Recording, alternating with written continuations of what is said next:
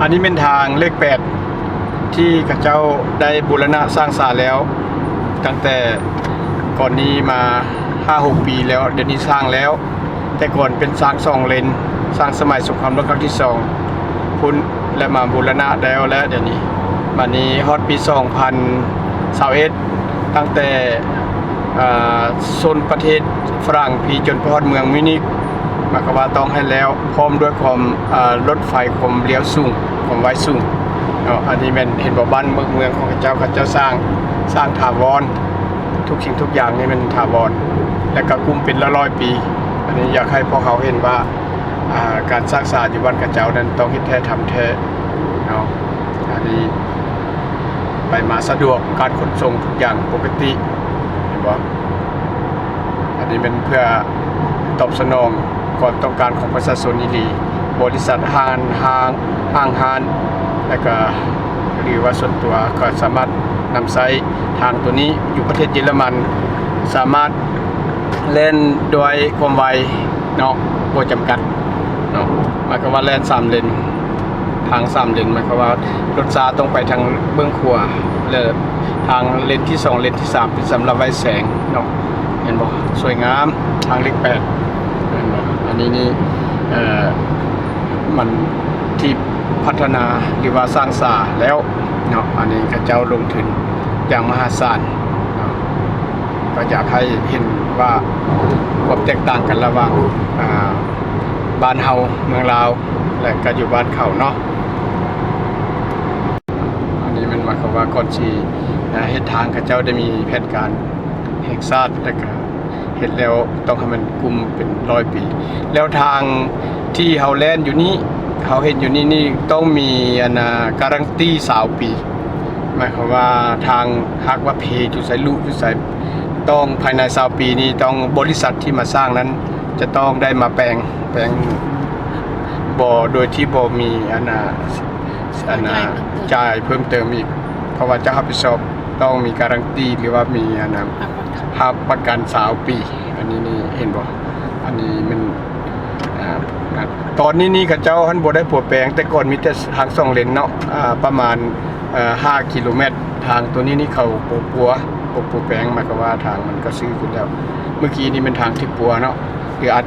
ยังสิปลูกแปลงอยู่บูรณะอยู่แต่ว่า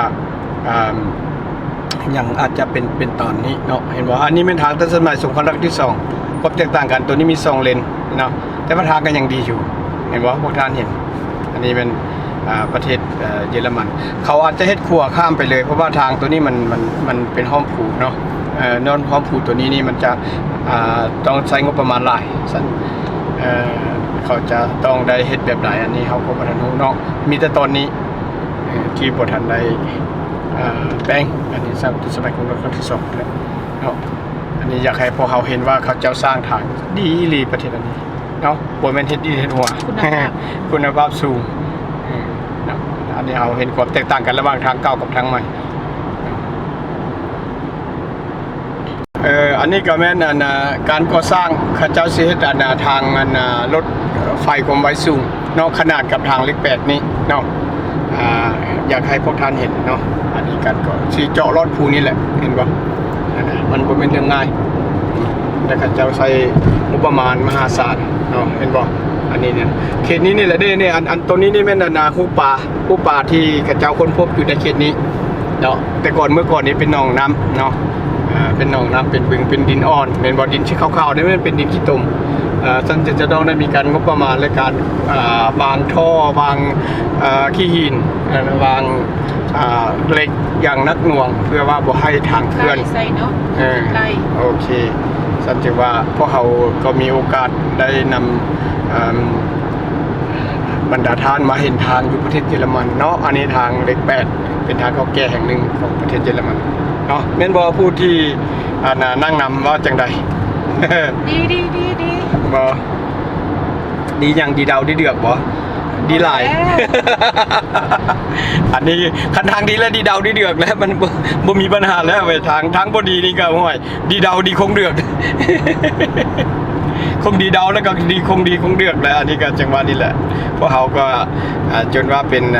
คำศัพท์ประจำประเทศคำศัพท์ประจำบ้านเฮาเนาะอันนี้ก็อยากให้พวกเขาเห็น วัฒนธรรมเราเสียไปหมดแล้ว คนเราฮู้ภาษา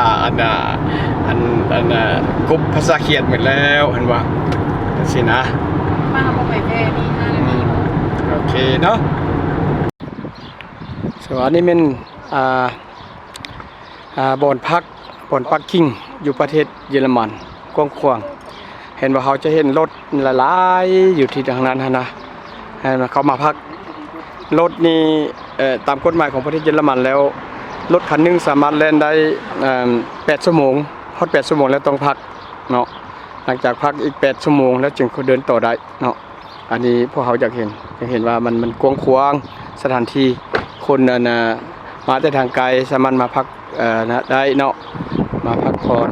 เนาะหากเขายิดเมื่อยหรืออยากเข้าห้องน้ำก็เข้าได้เห็นป่ะอันนี้นะเป็นจักรสันประเทศเยอรมันเห็นป่ะอันก๊อกน้ำนี้ก็พิเศษขันเอามือไปหม้อนี่นะมันเสียออกเองเห็นป่ะเพื่อประหยัดน้ำเห็นป่ะเขาเอามือออกแล้วมันก็ซับเห็นป่ะเขาก็มาเอาเทียนนี้เห็นป่ะเอามือแปะชนิดนี่มันเล่นออกมาเองนี่คือกันเห็นป่ะนี่น้ำมือแปะชนิดมันออกมาเองเห็นป่ะเสร็จแล้ว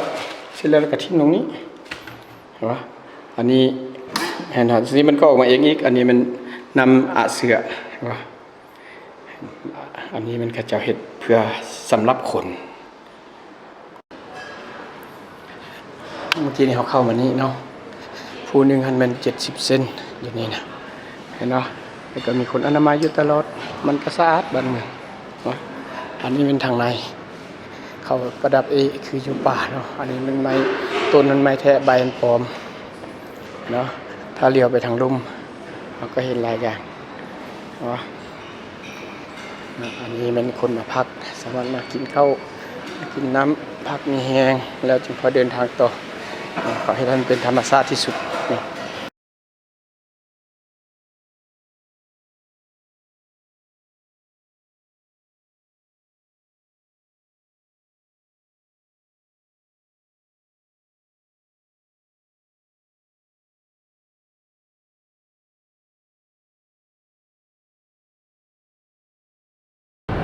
ทางเห็นบ่มันแยกกันทางตัวนี้เพราะว่าอยู่นี่มีผูเนาะคันเป็นเขตผูแล้วท่านมันต้องได้แยกกันอันนี้ทางเส้นเก่าสร้างแต่สมัยเรือนคือเขาเบาหันแหละแล้วต่อไปนี่สิบุมีทางตัวนี้เขาสิขุดลอดผูหน่วยนี้เลยทางนั้นไปกับทางรถไฟความไวสูงเนาะเดี๋ยวนี้มันแยกกันระหว่างอ้อมภูหน่วยนี้เป็นภูที่เป็นอุปสรรคขีดข่วงระหว่างการสร้างทางนี้เดี๋ยวนี้เขาจะขุดอ้อมลอดภูนี้เนาะเดี๋ยวพวกเขาจะถ่ายให้เบิ่งอีกต่อไปอันนี้เป็นกองขี้หินดินตัวนี้เป็นขี้หินที่ดินที่เขาเจ้าเจาะมาแต่ภูเนาะเดี๋ยวนี้เจาะซ่อนแล้วเขาเจ้าก็สีแปลงต่อมาเนาะทางตัวนี้หมายความว่าทางที่บ่ทันแปลงเห็นว่ามันทางน้อยๆเนาะเดี๋ยวนี้เห็นบอกอันนี้มันเขาเฮ็ดทางลีกแล้วอันนี้เป็นทางเส้นเก่าเห็นบ่ทางชั่วคราวมันก็จะต้องเฮ็ดทางลีกให้คนให้ผู้สัญจรไปมาไปได้เห็นว่าอยู่ทางกองนี่น่ะไม่ใช่ไม่หูมันออกนี่ได้บ่โอ้เนาะบ่ทันได้แค่ว่าบ่เป็นหยังก็อันนั้นบางๆอยู่นี่นะแม่นเขาเฮ็ดบ่อนอุโมงค์สำหรับรถไฟฟ้ารถไฟอันความไวสูงแหละเห็นบ่ในเฮาเห็นหูเห็นบ่อันนี้แหละการก่อสร้างเห็นบ่อันนี้นะหมายความว่าทางตัวนี้พันปี2021ให้มันแล้วนี่เห็นบ่คันบ่แล้วก็ถูกปรับใหม่บริษัทใดที่จะมาสร้างหั่นนะและเขาเฮ็ดดีที่สุดเลยเห็นบ่วันนี้นี่เขาเฮ็ดเดียวให้มันดีกุมตลอดเส้นปูเส้นลูกเส้นหลานพุ่นละเห็นบ่เขาสร้างแล้วทางนี้ก็จะแปลงใหม่คือกันอันนี้ยังบ่ทันแปลงตัวนี้ให้ดวงกุ้มซ้ำรัฐบาลลาวให้ในขึ้นมาซ้ำประธานแผ่นดินลาวแหละ 100 ปีเนาะ ก็แม่นแหละ อันนี้มันเป็นจังซั่นอยากให้ ง่ายๆเลย อยากให้พวกเขาเข้าใจและเห็นว่าเขาเจ้าสร้างอีหลีนะและสร้างบัดเดียวแล้วมันแล้วนะการที่ทางถ้ามีการซ่อมแปลงนี้จะต้องเอาอันเก่าออกก่อนค่าเอาอันเก่าออกมันแพงกว่าเอาอันใหม่ใส่เลยนะ เสียเวลา เสียเวลาและก็ทรมานอีกภัยกระดาภัยกระจมเนาะทางเป็นคุ้มเป็นโนนโอ้ยเนาะบ้านเฮามันฝนกระตกทางบ่ดีปูบ่แก่นน้ำเสาะน้ำเฮียนมันก็ขาดกระเพอันนี้เป็นทางอันนั้นซื่อๆได้อันนี้นะเห็นบ่ทางอันชั่วคราวซื่อๆได้อันที่เขาเจ้าแล่นอยู่นี่เห็นบ่นี่เห็นบ่อันนั้นเขาสิเอาไปพุ่นทางอันนั้นนะทางรถไฟความไวสูงนะแล้วเขาก็สิแปลงทางขนาดกันไปนี่แหละเห็นบ่การก่อสร้างอยู่ประเทศอันนี้มันแท้เห็นว่าบริษัทที่มาสร้างเห็นว่าสร้างขวานเป็นชื่อบริษัทนี้นี่เขาเขียนเลโอนาร์ดไวส์นะอันนี้มันเป็นจังซั่นพวกขวกับพวกหนึงพวกทางกับพวกหนึงเห็นบ่ดินตัวนี้นี่เขาเจ้ามาแต่บ่อนนั้นน่ะคูทูพุ่นแหละเขาเอามาถมนี่เห็นบ่แต่ก่อนนี่เห็นว่าเป็นดินดากเขตนี้นี่เป็นเขตที่เป็นแต่เมื่อก่อนก็เป็นซึมเป็นซ้ำนั่นแหละหมายความว่ามันดินบ่แข็งเนาะเห็นบ่สิเขามาเอาดินจากขุดจากบนพุ่นเอามาถมบนนี้เห็นบ่อันนี้นี่ก็อยากให้พวกเขาเห็นว่าเขาเจ้าสร้างบ้านแปลงเมืองจังไดเห็นบ่อันนี้การก่อสร้างนะเห็นบ่เอาแท้ว่าได้เขาเจ้าเฮ็ดแท้ๆเห็นบ่ดินที่เขาเจ้าขุดมาที่พุ่นก็มาถมอยู่บนนี้ดินเป็นเสือเป็นซ้ำเขาก็สร้างบ่แม่นสิเฮ็ดหัวมันเฮ็ดอันนะพอแต่อันนะเอาเชื้อสารเวียดนามมาหรือว่าเอาพวกใดมาเฮ็ดพอแป๊บๆมาบ่ได้เมื่อเขาก็สร้างกว่าเห็นบ่มันทางที่มาตรฐานมันแล้วก็แล้วเนาะเห็นบ่นี่เห็นบ่อันนี้นี่ทางที่อันนี้เขาแล้วอันนั้นมันทางรถไฟด่วนเจ้าอุโมงค์ยังบ่ทันนั้นแล้วเห็นบ่อันเบื้องนั้นท่านแม่นอันเป็นหยังก็เขาว่าไฟฟ้าแห่งลมเนาะบางปิ่นผลิตไฟฟ้าเนาะอยู่ประเทศนี้เขากำลังสายลายเพราะว่ามันบ่เป็นภัยต่อธรรมชาติและบ่เป็นภัยต่อคนเนาะเขาว่าบ่ได้ไล่ไผหนีอีกบ่ได้ไล่ไผหนีอีกรวมพื้นที่2 เมตรนึงว่าเนี่ย2 เมตรที่บ่ตั้งตีนมันนะสั่นหมายความว่าอันเขาเจ้าเฮ็ดลายอยู่ประเทศเยอรมันนี่เนาะสั่นแล้วจะว่าอันตันน้ำปลาก็ขึ้นบ่ได้ย้ายไปซุนนี่และแห้งแล้งสิเกิดขึ้นอีกเรื่องลมเรื่องแสงสว่างเรื่องแสงอาทิตย์นี่เป็นพลังงานที่สะอาดว่าประเทศอันนี้เขาเจ้าก็จังใช้จังซี่ล่ะเช่นใดต่อไปรถนี่ก็สิใช้แล่นโดยแบตเตอรี่เนาะแล่นโดยแบตหมายความว่าแห้งสะอาดเนาะสั่นจะว่าเขาเจ้าก็คนครัวหรือว่าพวกรถโดยเฉพาะรถฟาเวนี่ก็คนครัวหนักเนาะเพราะว่าอยากเอาแบตเตอรี่นี่มาแก้ไขเรื่องความผิดพลาดของรถฟาเวเพราะว่าเขาเจ้าได้มีปัญหาเนาะแสดงว่าการใช้แบตเตอรี่นี่สำคัญใช้แห่งลมนี่สำคัญใช้แห่งน้ำเนาะที่เป็นภัยต่อธรรมชาติและต่อมนุษย์เนาะอันนี้ก็ทางเด็กนี่ก็เป็นตอนมาที่แล้วแหละบ่แล้วนะแต่เริ่มแต่นี้ต่อไปนะมันแล้วแหละจนฮอดมื้อนี้พุ่นแหละนั่นหมายความว่าสะดวกสบาย